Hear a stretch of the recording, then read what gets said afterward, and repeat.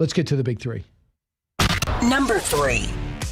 Well, there's no question about it, and the Chinese lose because Venezuela has a huge amount of rare earth materials, and if that turns out to be pro-American rather than pro-Chinese, they just took an enormous hit strategically. They did, and they want the Chinese, Russians, and Hezbollah out. Venezuela looks to be playing ball. What's left of the Maduro misfits shows a willingness to work with the U.S. as the true leader joins Donald Trump in the Oval Office today, the one whose party was elected. How long until the elections, everyone? Number 2. If you listen to the president's words, it's clear that right now there's a little bit of a pause. He's fixated on the fact that there were no hangings, and so we'll have to see in the days ahead. Yes, that was Jennifer Griffin. Iran's regime on the brink as Trump rattles their cage and the region shakes. We'll talk about the stakes and the strategy and my hope that the evil government falls. Number 1. Tonight, I want to share another way you can help. Witness. Help us establish a record of exactly what's happening in our communities. You have an absolute right to peacefully film ICE agents as they conduct these activities. Minneapolis mayhem, another ICE-related shooting in the city inspired by its leaders. Harass ICE doing their jobs as Trump doubles and triples down. Plus, we look at the uncovering of even more massive fraud. So let's talk about that. First, let's talk about what happened. A ICE agent shot a Venezuelan illegal immigrant in the leg. Well, what would happen there? Did the ICE agent just get angry? He wake up on the wrong side of the icy bed? Or could this be the case? At 6:50, federal law enforcement officers were conducting a targeted traffic stop in Minneapolis of an illegal alien from Venezuela who was released in 2022 by Joe Biden. In an attempt to evade arrest, the subject runs, and they fled on foot. The law enforcement officer caught up to him on foot and attempted to apprehend him. But then he began to resist and violently assaulted the officer. Now, by the way, why are these guys alone? I don't know. We got 3,000 there. They shouldn't be alone. While the subject and law enforcement were in a struggle on the ground, 2 Minnesota residents came out and started beating up the ICE officer with brooms and shovels. Can you imagine that? And then the subject started beating him up too. So all 3 of them. So the ICE agent shot him in the leg, got him, and we ended up hooking up with him. Locking him up, I should say.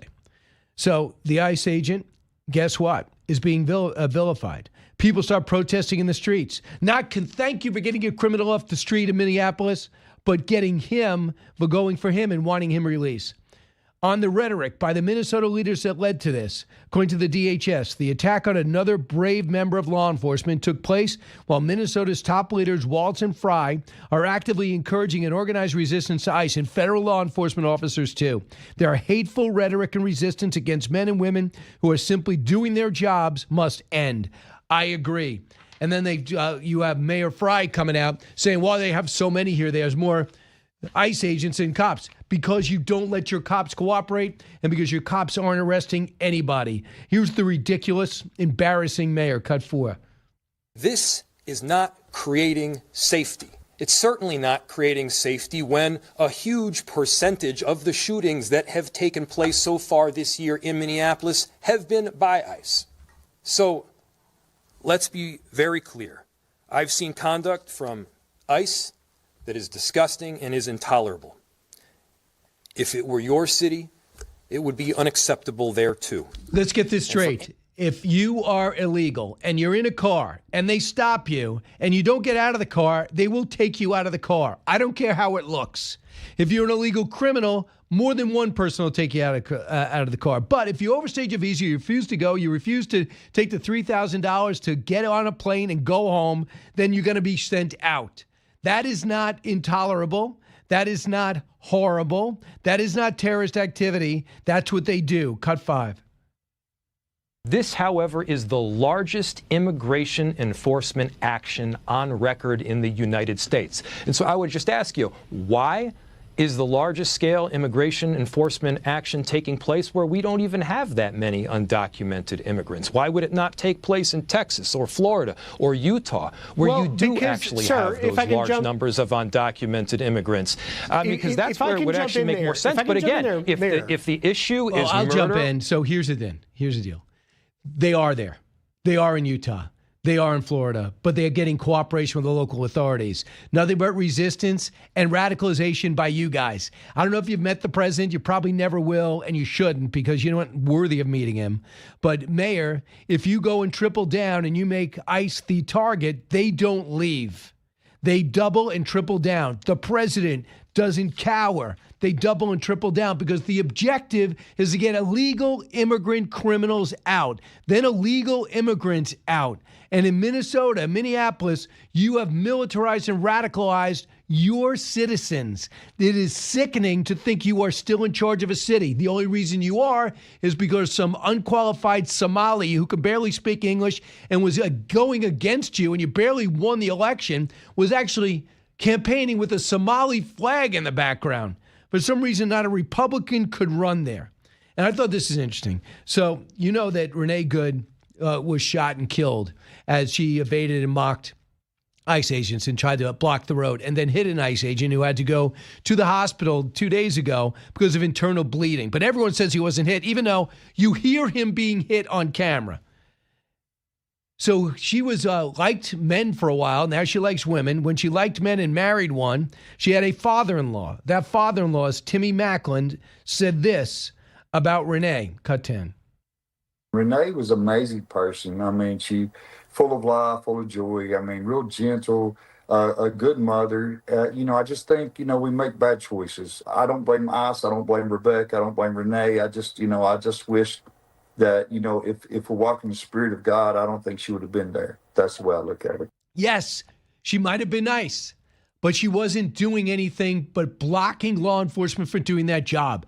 And if you get in their way, if you try to drive over them, even if you're nice, you will pay the price. Hopefully not with your life, but certainly significant jail time, I hope, to make sure the next one doesn't start. So it is unbelievably agonizing and angry. This morning I got up after coming back from Germany and I was a little sluggish. And then when I started reading these stories about the shooting last night, I literally started, I just woke right up. It might have been 12 noon. And I'm talking about being in the car at 2:50 after getting off a plane from Germany, which is 6 hours ahead. So this is just insane. There's a lot of other things going on. I never thought in my life I'd be talking about Greenland ever, let alone almost every day. But yesterday there was a meeting with the Secretary of State and Vice President with Greenland officials and Danish officials, at which time the president made it clear we need it. Strategically, we need it. To me, this is all the makings of a very good deal for us. We tell Denmark, you can run it, but we're going to need access to a massive airbase and access to their rare earth.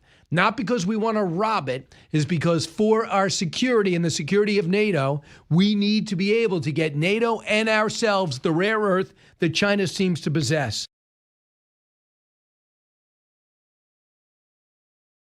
Senator Shelley Moore Capito joins us now over in West Virginia. Appreciate you being with us, Senator. Thanks so much. Yeah, good morning, Brian. Good to see you. Great. So I know you're on Zoom, so if people watching it, listening at home, you can go to your catch us on the stream. So, Senator, first off, I want to talk about the transgender sports. I mean, to me, it's obvious. I know where you stand. I'm with you that let's keep women in women's sports and men in men's sports. How do you think the ruling's going to go, though? Well, I think it's going to be, if it's not unanimous, I don't know why. I mean, when you saw some of the questions that were asked in terms of the West Virginia case, it's a Title IX issue. I think it's pretty clear that Title IX was meant to not discriminate because of sex. And I think that is what it's doing is protecting women's sports. And it's actually been a huge result of the growth of women's sports in this country. Both I was the beneficiary of it. My daughter played NCAA one sports. I mean, it is just something that we need to protect for future generations. And, honestly, I can't even believe we have to go all the way to the Supreme Court to find the answer out to this, to be honest with you. Seems pretty common sense to me. It does. In fact, people don't really aren't digging in against it because they know the arguments are ridiculous. Why discriminate against who? Women. Women are usually, we were fighting for women for the longest time. Right. For the longest time, we felt as though if you set up anything against women, you were sexist. Now, if you're going to bat for women, you don't have tolerance, but you're a former Division I athlete yourself. So you've always appreciated athletics, right? And the need to compete against your own gender. Well, sure. You get a lot from the opportunities that have really increased so much over the years, different types of sports, different types of opportunities that then lead to great jobs, great leadership positions.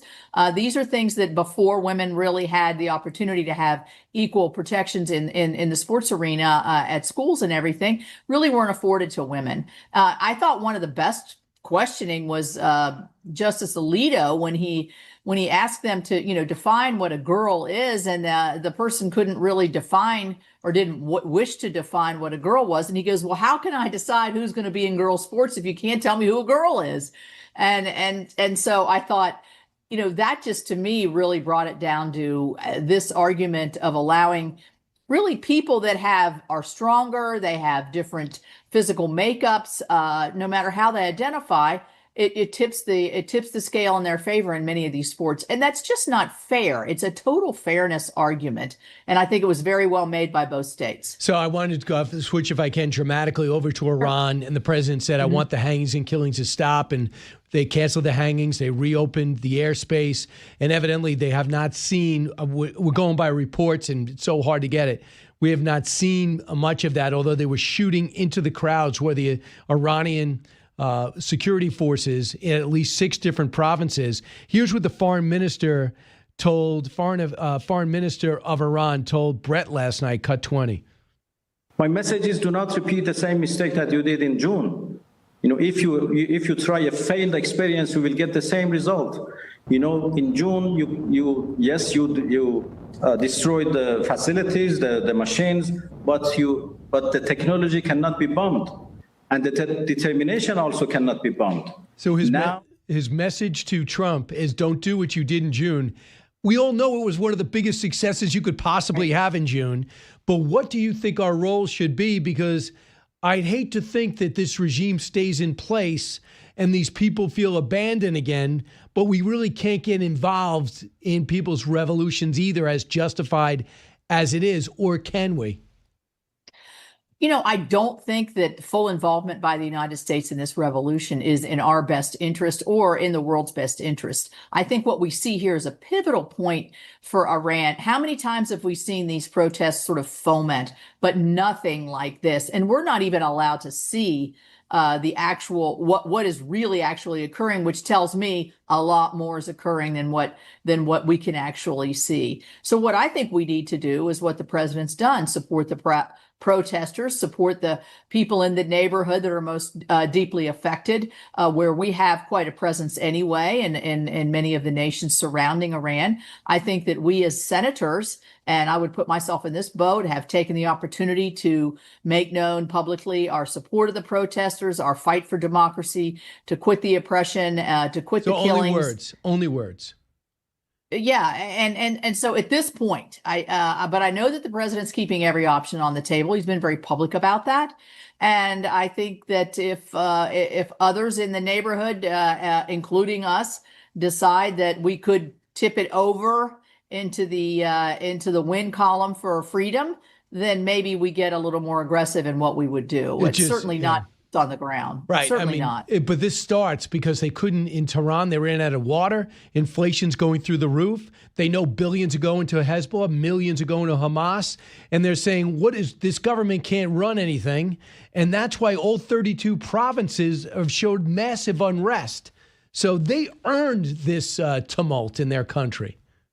Well, yeah, and there are a lot of young people in Iran. It is a much younger country than a lot of people realize, and also it's well educated, which means people know that there are other ways and better ways and more free ways to live where they can share in the prosperity of their own country, because we know Iran does have a lot of riches or availability of riches. But I mean, I can remember when the Shah was ousted in the 70s. This the Ayatollah, which we'd never heard. What is an Ayatollah? We didn't really know at that point what exactly that is. And every succeeding Ayatollah has been a crushing regime.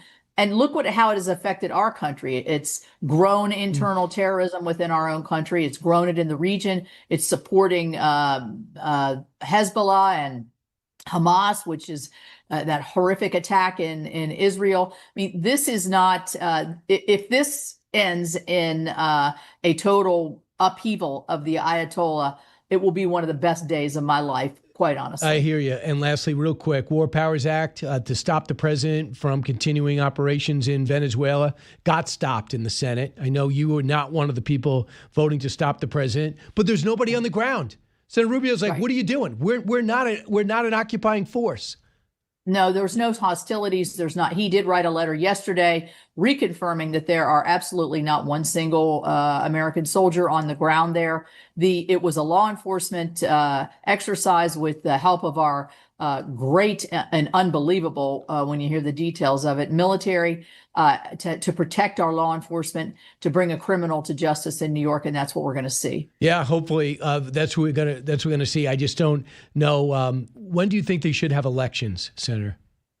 Well, I would think sooner than later. I mean, obviously the last election was a farce because Maduro just declares himself the victory, even though he lost. Public vote shows that, I wish I could do that. That'd be great.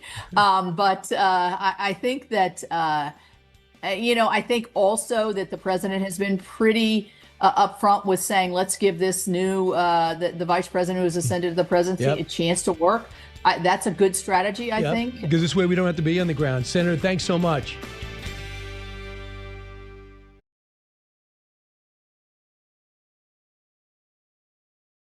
We have been notified and pretty strongly, but we'll find out what that all means. But we've been told that the killing in Iran is stopping, and it's stopped, and it's stopping. And there's no plan for executions or executions. So I've been told that on good authority. We'll find out about it. I'm sure if it happens, we'll all be very upset. So the President of the United States saying there'll be no hanging, and they said there was no killing in Iran. But I don't know. I know what. The 26-year-old, a very specific person, they were going to have a show hanging to scare everybody from protesting. And as much as we've seen these protests in 2009 and in 2019, we have not seen anything like this. People say that we're at a place we have not seen before. And even the foreign minister on with Brett Baer last night admitted it started because of the economic distress that the whole country's in because of the ineptness of their government. Dennis Ross is a William Davidson Distinguished Fellow at the Washington Institute for Near East Policy, author of Statecraft 2.0, and one of the most respected Middle East minds we have in America. Ambassador, welcome back. Has the window passed for the overthrow of this government? I don't think the window has passed, because I want to pick up on what you were saying. What makes this different this time is just the fundamental failure in the delivery of basic governance. You have a country that can't provide water. There's nothing more basic than that. During the summer, you had 6 to 7 hours a day where water wasn't available in a city like Tehran, where temperatures routinely ran over 100 degrees Fahrenheit for more than 3 weeks at a time. Water's not available, I said, doesn't get more basic than that. A country that produces natural gas and oil, right now, they have to have electricity cutoffs, again, multiple hours a day, in a way that hard to fathom if you produce natural gas and oil. And the irony is now, again, because of the corruption, the mismanagement, the ineptness, the word you use, which is quite apt, they are burning diesel in their power plants because they can't get sufficient natural gas to their power plants, so you can't breathe the air. The currency has absolutely no value. 1.5 million reals to the dollar. The official exchange rate was supposed to be like 42,000. What started this were the merchants, the bazaris. By the way, go back to 1978, 79. What started the fall of the Shah was the bazaris going on strike. The same thing here, because you can't sell, you can't buy, people can't get basic foodstuffs, and this regime has no answers. They can kill, and they're doing it. When the president says, they said they're not going to be killing, they don't do the execution. If there's no killings, the regime will fall. So there will be more killings. Now, what's happened now, they put large forces on the street. People are now, I would use the term shuttering in place. They're not going out. Doesn't mean it won't happen again. But the truth is, the regime only exists on the basis of coercion, The regime needs the people to be basically governed by fear. There is even though they've killed very large numbers of people, I'm not sure the fear has disappeared. I think it's all connected to a regime that has no answers, a regime that continues to squander the few resources it has on a regional proxy network that has largely been devastated, a regime that committed at least $500 billion over the years to a nuclear infrastructure, which has all now been set back dramatically. The weakness on the outside translates into a weakness on the inside. So even if they're able to suppress their population right now, the days of this regime are numbered. If not now, in the coming year. If not in the coming year, the next year. What's going to happen, Brian, is the people who are shooting the protesters are people themselves who don't have access to water. They have the same problem with power outages, same problem when they can't buy anything. The leaders of the besieged, the militia or the Revolutionary Guard or the regime itself, they have no problem with any of that. They have no problem with money. They can get whatever they want. And the fact is, sooner or later, the people who are called on to shoot the demonstrators, their own families are facing all these same shortages, knowing the regime has no answer. So Iran issuing a threat against President Trump, showing the picture of him getting shot in the ear in Butler, and saying this time it will not miss the target, as if they were involved in the shooting. And then the foreign minister wants us to all believe this. Cut 23. 25. No, 25, I'm sorry. After that 10 days, for 3 days, we had completely different story. A terrorist operation, when terrorist elements led from outside, entered these, protests and started to shoot, police forces, police officers and security forces. There were terrorist cells. They came in. They used Daesh-style terrorist, operations. They got police officers, burned them alive, they beheaded them, and they started shooting at police officers and also to the people. So as a result, for 3 days, we had, in fact, fighting against terrorists and not, with the protesters. It was completely a different story. So do you believe that? Let's put it this way. If that was the truth, why has Iran completely shut down the internet? Why has it stopped basically all telecommunications? If that was the case, they're trying to keep the truth from their own people. They're trying to prevent their own people from being able to communicate. If this was really an outside kind of agitation that was producing it, first, it wouldn't produce tens of thousands of people on the street. It wouldn't be involved in every single province. All 31 provinces of Iran are being shaken by these protests. This is, talk about a grassroots upheaval. This isn't fomented from the outside. This is being driven entirely from the inside. And again, I just repeat, if this is from the outside, tell me why you have to shut down the internet and not only blind your own people to what's going on, but try to cut off all information to the outside world. If you had nothing to hide, you wouldn't be trying to hide everything. So our allies in the Gulf states, including Saudi Arabia, Qatar, UAE, saying to us, please don't bomb. We don't want the unrest. Or do they not want the idea of the people rising up, overthrowing government? I think that's unsettling for them, for sure. Although, I don't think it's an equivalent situation because the fact is they actually do deliver good governance. Yes. It's just the opposite. And then Iran's their enemy. Right. But the fear is this.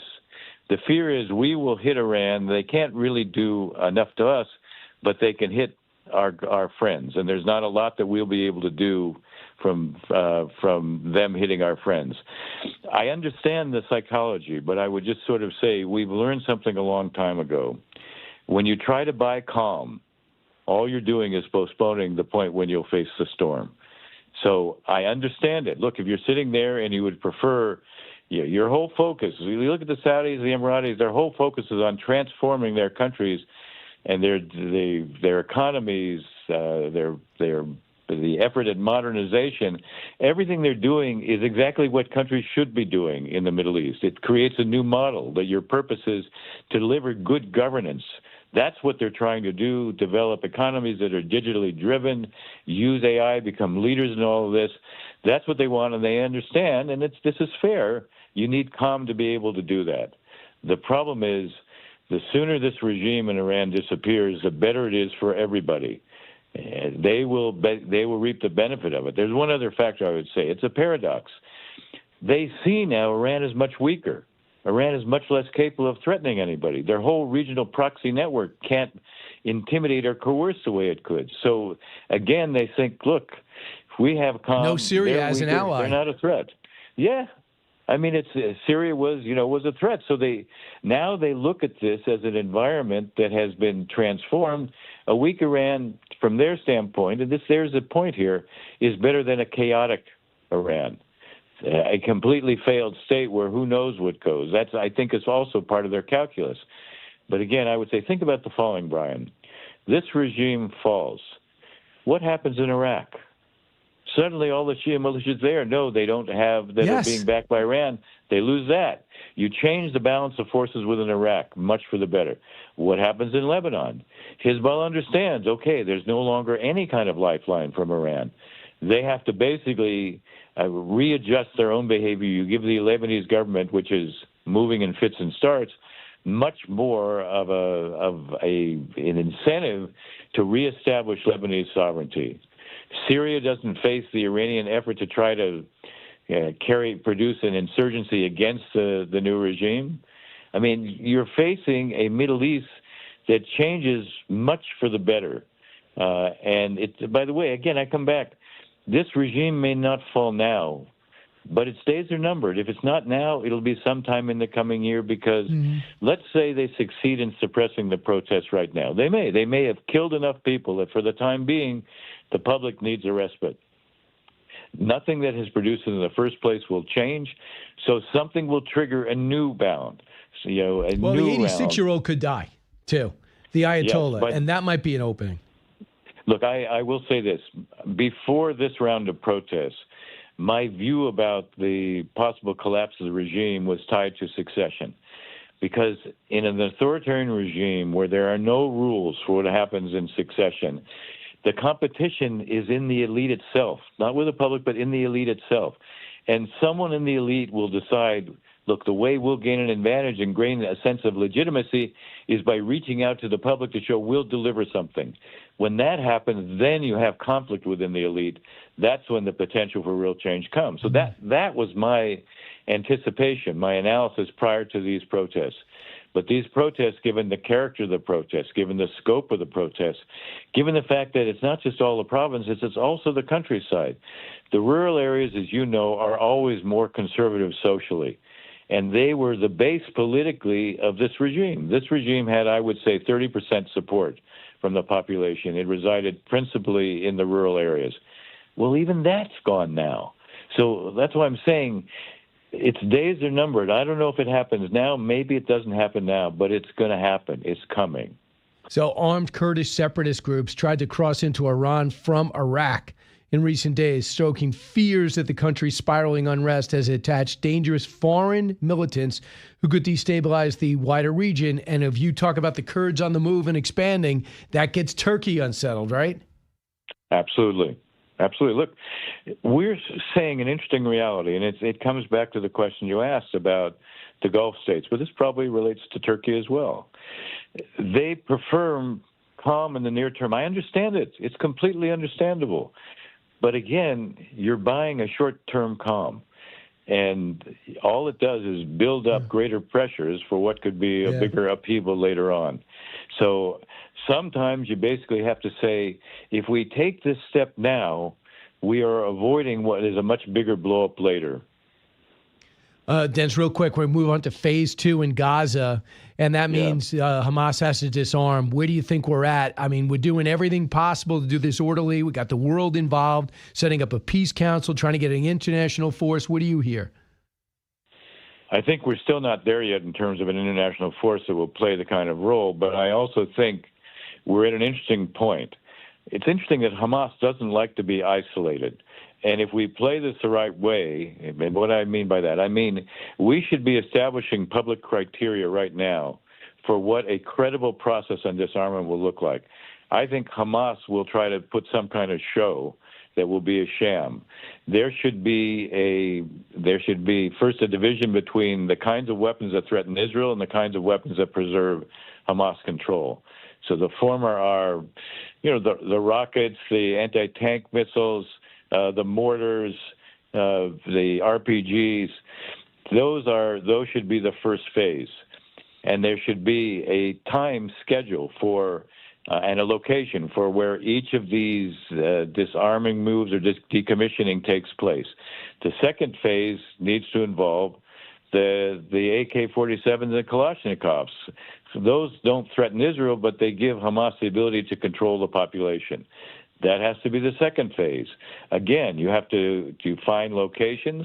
The key to this is going to be putting very significant pressure on Turkey and Qatar to put pressure on the external Hamas to ensure they do this. Now, once you do that, then Israeli withdrawal can begin to take place, and also reconstruction can begin to place. One last point on this. The Israeli zone is 53%. It's called the Green Zone in Gaza. The Hamas control zone is 47%. But only 30,000 of the 2 million Gazans live in the Israeli Green Zone.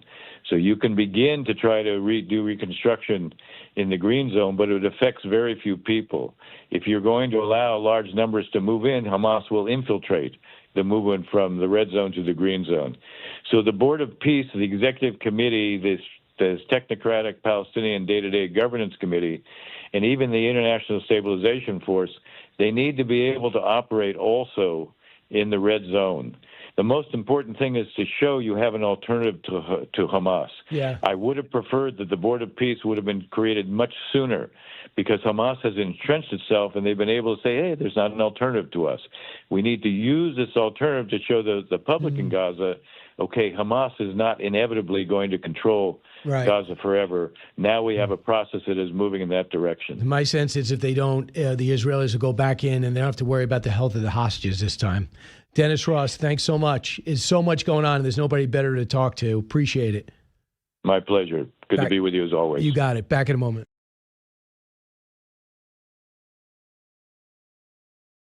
I think the reality is that for centuries we've really treated property as an individualized good and not a collective good, and we are going to transitioning to treating it as a collective good and towards a model of shared equity will require that we think about it differently, and it will mean that families, especially white families, but some POC families who are homeowners as well, are going to have a different relationship to property than the one that we currently have. So that is Zohran Mamdani's, I guess, housing czar, apartment czar, Sia Weaver, and she's basically a raging communist who you got to see her past. She's deleting like crazy, but you have to see her past tweets. It just shows you she has no interest or understanding of capitalism, but yet she's the perfect one for Zohran Mamdani. Not a surprise to Pierre Debbas, managing partner of Romer Debbas. Pierre, welcome back.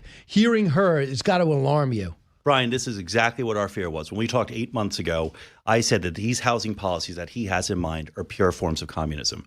Now, when you use phrases like the collective, what does a collective mean, right? The collective means that we take from private owners, we take control, and we decide how we distribute these assets and the use of these assets. So it's the collective, the phrase by itself is pure Marxism, right? So what they're trying to do, like, what does that mean? We're going to change how housing is viewed and change how housing is operated. That means the government's going to take control of housing, right? Yeah. And can the government go and repossess your building? No, they can't just say, hey, we're going to enforce eminent domain and we're going to take over your building. But what they're going to do, and it's exactly what we predicted, they're going to create onerous regulations which create distress in the market with the hopes of taking over buildings that are going to be valued at peanuts on the dollar from what they used to be. Here's what Mamdani did defending his hiring of this lunatic. I hired our executive director for the mayor's office to protect tenants, not on the basis of her tweets, but on the basis of the work that she has done. And she has won incredible victories for tenants across not just New York City, but also New York State. And I've been heartened to see the work that she's already done on the job here, where she's helping to coordinate rental ripoff hearings across each one of the 5 boroughs so that tenants have a place where they can actually come forward to showcase the many fees that they've been charged, the lack of adequate facilities that they've been provided right here in New York City, where the housing crisis is foremost, top of mind for each and every New Yorker. So how, does that surprise you, and does that affect you? It doesn't surprise me at all, but it affects the New York City economy, right? Because right now, who in their right mind would invest in New York City commercial real estate in terms of apartment buildings? Yeah. Who? We had the most tenant-friendly laws in America as it stands today. We have about 1 million rent-stabilized units in New York City. There's about 2.3 million rental units in all of New York City. Right. So roughly 40% of our stock is stabilized. That's a tremendous amount of affordable housing. So that means it's never going to go up. So everything life goes up. Inflation's at 2.7%. Everything goes up. Hopefully wages goes up too. Right. But you can't have a capitalist system where the rent doesn't go up. Right. Well, here's the thing, right? Like you want these landlords to rehab these buildings. You want them to maintain them. You want them to improve them. With what money? Precisely. What money? Where are you getting them? You have to get an ROI. There has to be an incentive to invest in your building, and there has to be cash flow, positive cash flow coming in. Rent freezes and all these concepts negate all of that entirely. Yeah. So you predicted, number one, if he's going to do this, there might be a means to an end. And so if landlords go, if you're going to continue to prosecute me, if you're going to continue to stabilize me and prevent me from raising rents, I'm going to keep those apartments open. But if you keep those apartments open and you're still not making a profit, right, you abandon those properties. You go bankrupt. But that's what they want. That's their goal, right? Like this started in 2019. Like de Blasio spearheaded the most sweeping change in rent regulations in New York City. Cuomo just blindly signed off on it. This was a whole initiative started in that administration. They want these buildings to be devalued to nothing so they can take them over. This is pure destruction by design. This is intentional. This is not like happenstance and we just want to help tenants. So the city would have to run that building. That's right. That's Where correct. are we going to get that money? The city's already in the red. By the way, it's going to cost billions of dollars to rehab these properties to get them up to the condition you want. The 100,000 units I'm talking about that are vacant right now, they're in dilapidated condition. So you're going to take these over and you're going to spend, where are you getting the money to rehab them? Where? Well, you're getting it, but you have to take it from other programs, or you're going to raise taxes. Right. But you don't raise taxes as a mayor. That's right. So I don't know where they're going to go with that. So right now you said that for the most part, people haven't had a mass exodus since he took over. But these people that he's hiring has got to scare you. Absolutely. I mean, look, what are we, 10 days into the administration? I mean, this is pure lunacy. I mean, you're seeing the radicals he's hiring. And by the way, people keep saying, don't say the C word, don't say the C word. These are communists. Like, let's stop kidding ourselves, right? These are flat out communists. Like, it's mortifying.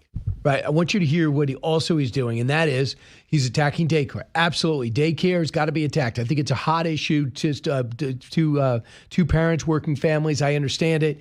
If you are a single parent, divorced, you got to go to work. I understand it. So him and the president agree on that.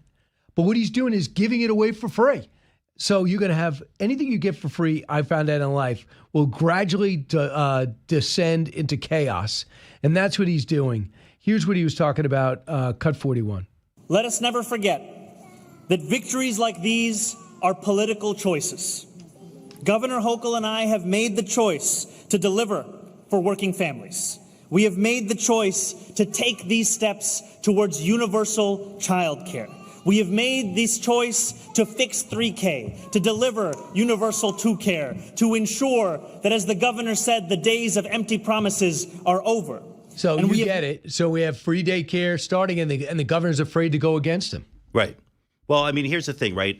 It sounds so nice, right, in theory, right? Like, yeah. I mean, I have your rent doesn't go up and your daycare is free. That's right. But where are you getting the money from to pay for all of this, right? Like, where are you getting it? She said she's not raising taxes.